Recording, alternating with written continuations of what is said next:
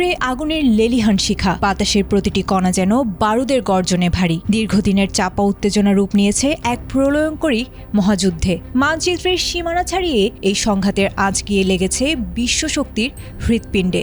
একদিকে দোর্দণ্ড প্রতাপের আস্ফালন, অন্যদিকে অস্তিত্ব রক্ষার চরম লড়াই। মরুভূমির তপ্ত বালুকা রাশিতে শোনা গেছে কেবলই ধ্বংসের পদধ্বনি। ইতিহাসের পাতায় এক নতুন রক্তাক্ত অধ্যায় রচিত হয়েছে, যেখানে পিছু হটার কোনো নামগন্ধ নেই।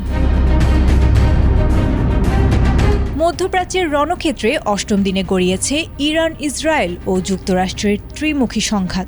বার্তা সংস্থা ফার্স্ট নিউজ এজেন্সির তথ্য মতে, ওয়াশিংটনের অপারেশন এপিক ফিউরি আর ইসরায়েলের অপারেশন রোয়ারিং লায়নের জবাবে তেহরান ইতোমধ্যে পাল্টে ফেলেছে তার সামরিক কৌশলের খোলস।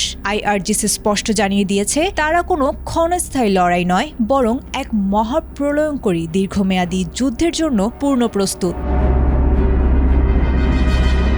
বিবৃতিতে ব্রিগেডিয়ার জেনারেল আলী মোহাম্মদ নাইনি দাবি করেছেন, ইরানের হাতে এমন কিছু সারপ্রাইজ বা নতুন প্রজন্মের কৌশলগত অস্ত্র রয়েছে যা এখনও বড় পরিসরে ব্যবহার করা হয়নি। বিশেষ করে খাইবার ক্ষেপণাস্ত্রের আঘাত এবং জর্ডানে মার্কিন থার্ড প্রতিরক্ষা ব্যবস্থার রাডার ধ্বংস করার ঘটনা পেন্টাগনকে নতুন করে ভাবতে বাধ্য করেছে।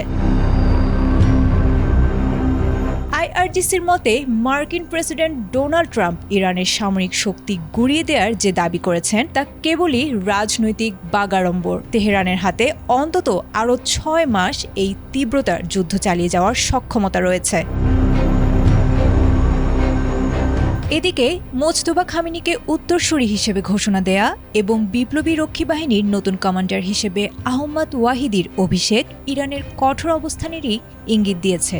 পররাষ্ট্রমন্ত্রী আব্বাস আরাকচির সরাসরি হুঁশিয়ারি, যুক্তরাষ্ট্র যদি কোনো ধরনের স্থল অভিযানের দুঃসাহস দেখায় তবে তা হবে ওয়াশিংটনের জন্য এক মহাবিপর্যয়। ধ্বংস হওয়া রাডার আর সাগরে জ্বলতে থাকা তেলের ট্যাঙ্কারই বলে দিয়েছে, আগামী দিনগুলোতে এই সংঘাতের মাত্রা হবে আরও যন্ত্রণাদায়ক ও বিধ্বংসী।